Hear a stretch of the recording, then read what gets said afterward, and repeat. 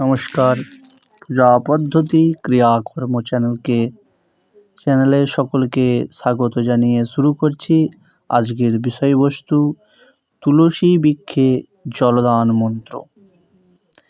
হিন্দু দেবদেবীদের মধ্যে তুলসীকেও আমরা একজন দেবী রূপে মাননা করি। শাস্ত্রে তুলসীকেও বৃন্দা দেবী বলা হয়েছে।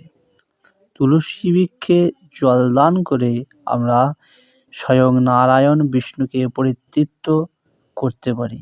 তাই তুলসী বৃক্ষে জলদান একটি মহৎ পুণ্যের কাজ। হিন্দু শাস্ত্রে এটি একটি মহৎ পুণ্যের বিষয়।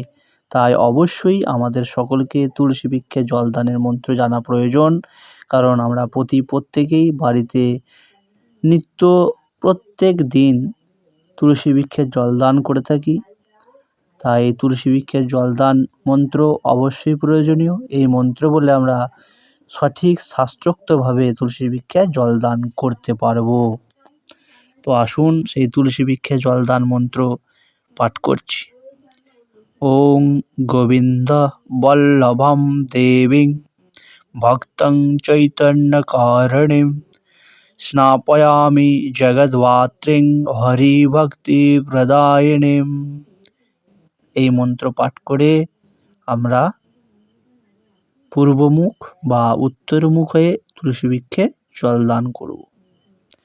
মন্ত্রটি আমি আর একবার সুন্দরভাবে পাঠ করে শোনাচ্ছি আপনাদের সুবিধার্থে।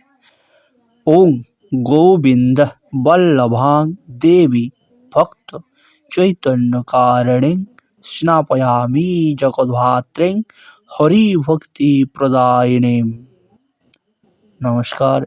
তুলসী বৃক্ষে জলদানের মন্ত্র যে ভিডিও বানিয়েছিলাম এখানেই সমাপ্ত করছি। সকলকে অনুরোধ করছি ভিডিওটি দেখুন, ভালো লাগলে অবশ্যই আপনাদের গ্রুপে শেয়ার করুন, এবং কোনো কিছু যদি বলার থাকে অবশ্যই কমেন্ট সেকশনে গিয়ে আমাকে আপনাদের মতামত জানান। এবং যদি এখনও পর্যন্ত ভিডিওটি দেখছেন অথবা চ্যানেলটি সাবস্ক্রাইব করেননি, অবশ্যই সাবস্ক্রাইব করে এই ছোট চ্যানেলটির পাশে থাকুন। নমস্কার।